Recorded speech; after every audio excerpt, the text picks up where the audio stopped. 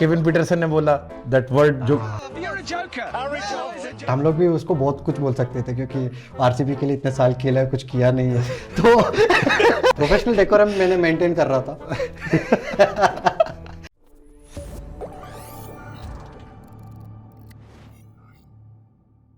Stand तो राइडू ने ही बदला, क्या ऐसा केविन पीटरसन ने बोला when he called you that word जो नहीं कि यार। हे अभी you are wearing other jersey, अब तुम केकेआर में आ गए। देख, क्योंकि उस दिन हम लोग टीम पिकनिक किए थे और चेन्नई गर्म भी था, तो मेरे पास दो जैकेट थे। तो मैंने एसआरएच वर्सेस केकेआर, हाँ SRH versus SRH versus KKR था। हाँ। तो initially you were wearing SRH मतलब ऑरेंज। ऑरेंज, हाँ। और Peterson was also supporting SRH. No I think so, नहीं, he was supporting KKR. KKR, या हाँ, बाद में केकेआर आ गए तो he said he called you joker. और वो नहीं, वो मतलब देखो ऑन एयर उसने जो बोला है उसने बोला है, बट हम लोग भी उसको बहुत कुछ बोल सकते थे क्योंकि आरसीबी के लिए इतने साल खेला है, कुछ किया नहीं है, तो बट हम लोग बोले he said it ना, he said it ना, ठीक हो गया। तूने जो कर बुलाया मैं तेरे को क्वेश्चन कर दिया। तो ऐसा कुछ भी नहीं है, बट देखो प्रोफेशनल डेकोरम मैंने मेंटेन कर रहा था।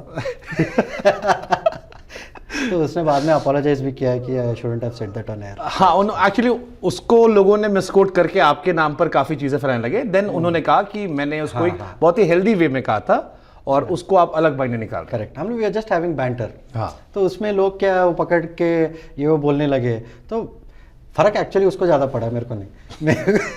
क्या फर्क पड़ने का, कोई कुछ बोले क्या, मैंने बोला है ना अभी। हाँ, बट ऑन एयर जोकर बोल दे भाई, मतलब एक पल मन में आया था कि भाई जोकर ही तो आपको जिताता है।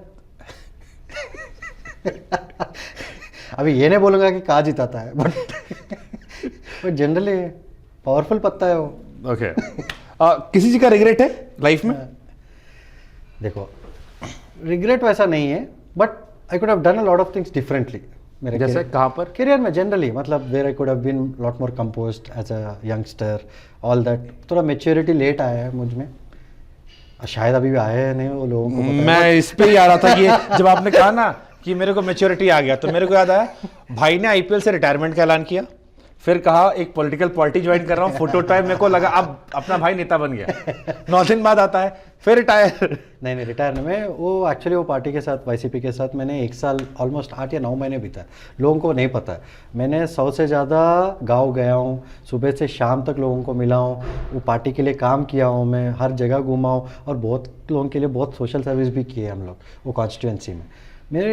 मैं एक टाइम पे ऐसा हटा है कि हमारा आइडियोलॉजीज नहीं मिल रहे थे। 9 दिन के अंदर आपका आइडियोलॉजी चेंज हो गया? 100 दिन आपने? 9 महीने, 9 नहीं, महीने काम किया आपने मैं छोड़ा जो था ज्वाइन करने के बाद। हाँ। 9 दिन में शायद छोड़ा था। हाँ, मैंने तब मतलब जब ज्वाइन भी हो रहा था तभी भी मैं श्योर नहीं था, तो वो टाइम ऐसा आ गया था कि हमारा आइडियोलॉजी बिल्कुल नहीं मिल रहा था।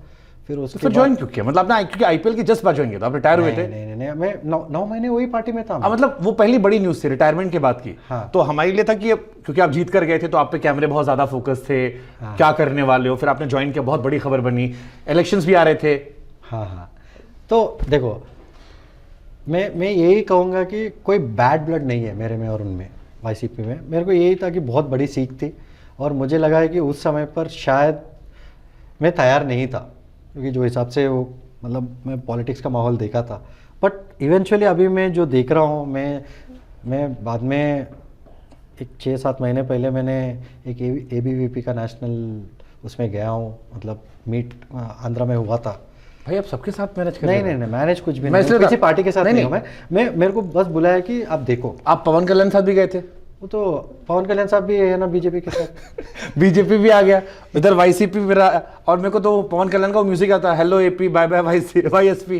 तो मेरे को तो जब आपने बाय बाय किया तो मेरे को वही म्यूजिक चला था, हेलो एपी बाय बाय वाईएसपी। नहीं, वैसा कुछ भी नहीं है। वाईसीपी देखो भाई, पवन कल्याण साहब बहुत बढ़िया काम किए, मतलब कर भी रहे, बहुत ऑनेस्ट आदमी है, ऑनेस्ट पॉलिटिशियन है। आंध्रा के लिए बहुत इंपॉर्टेंट है वैसा एक पॉलिटिशियन रहना।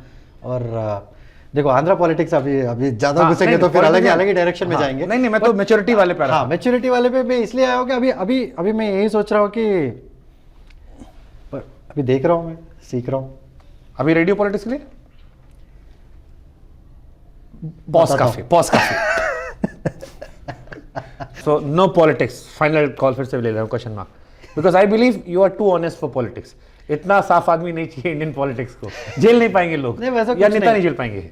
नहीं, जेल नहीं पाएंगे वो अलग चीज़ है, but end of the day मेरे को क्या सर्विस करना था, बहुत मतलब मन था कि क्रिकेट के बाद एक पर्पस मिला है, you can go and serve people. But politics देख के वैसा नहीं लगा है कि you can be you can do real service to people. कर सकते हैं but at a very macro level, micro level पे बहुत मुश्किल है इंडिया में आपको पॉलिटिक्स में रह के किसी को भी अगर आप कुछ अच्छा करना चाहते हो तो बहुत मुश्किल है। But end of the day थोड़ा कम ऑनेस्ट रहना पड़ेगा डेफिनेटली। ये भी सीखे नहीं, हाँ? अभी सीख नहीं पाया। नहीं, सीख लेंगे तो मतलब जिस दिन आप ज्वाइन करोगे उस दिन मैं सोच सकता हूँ कि अब अंबाती रायडू सयाने हो गए, अब उनको समझ में आ गया पॉलिटिक्स में क्या चलता है। हाँ, पॉलिटिक्स मतलब आपको पावर इंपॉर्टेंट है। पावर इसलिए इंपॉर्टेंट है कि you can do good for larger set of people. उस वो मैंने जाना है। मैंने जब गया था वो सिर्फ प्योर सर्विस के दौर पे गया था, और मेरे को थोड़ा I mean not setbacks but ideological setbacks लगे कि do I even belong here. अगर हाँ, फिर मेरे को लगा है कि ऑनेस्ट पॉलिटिशियंस भी रहना बहुत ज़रूरी है, बिकॉज नॉन करप्ट पॉलिटिशियंस भी रहना ज़रूरी है। अगर इंडिया को आप जहन में रख रहे हो तो इंडिया फर्स्ट पॉलिसी रहना बहुत ज़रूरी है।